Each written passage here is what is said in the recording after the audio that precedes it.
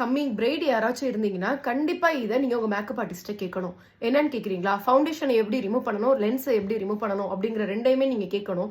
லென்ஸை எப்படி ரிமூவ் பண்ணணும் அப்படிங்கிற ஸ்டைல்ஸை நான் சொல்லித்தரேன்.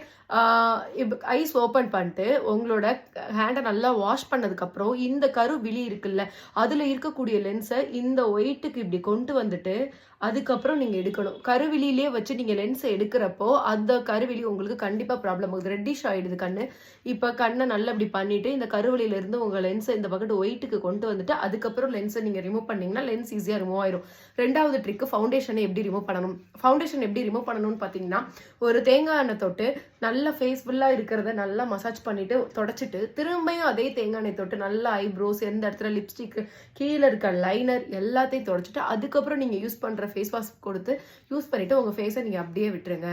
அப்படி ஒரு வேலை பண்ணலை அப்படின்னீங்கன்னா இந்த பாருங்க எவ்வளோ ப்ராப்ளம்ஸ் ஆயிருக்குன்னு. அசிய மேக்கப் ஆர்டிஸ்டாக நான் ஒரு தடவை கிளென்ஸ் பண்ணிட்டு என்னோட ஃபேஸ் வாஷ் பண்ணிட்டு என்னோட அடுத்த ஒர்க்குக்காக நான் வேகமாக போனேன். அதோட ப்ராப்ளம் தான் இது. ஸோ எனக்கே இந்த ப்ராப்ளம் வந்திருக்கு. ஏன்னா எனக்கு அதை பற்றி கொஞ்சம் நாலேஜ் தெரிஞ்சும் நான் அந்த தப்பு பண்ணியிருக்கேன்.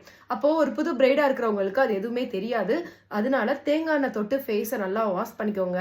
ஐபாலில் வச்சு லென்ஸ் எடுக்காமல் லென்ஸை கொஞ்சம் ஒயிட்டுக்கு கொண்டு போயிட்டு லென்ஸை எடுங்க. இந்த ரெண்டு மட்டும் நீங்கள் ஃபாலோ பண்ணுங்கள். ஸ்கின்னுக்கு எந்த ப்ராப்ளமும் ஆஃப்டர் மேக்கப்புக்கு அப்புறம் வராது. தேங்க்யூ.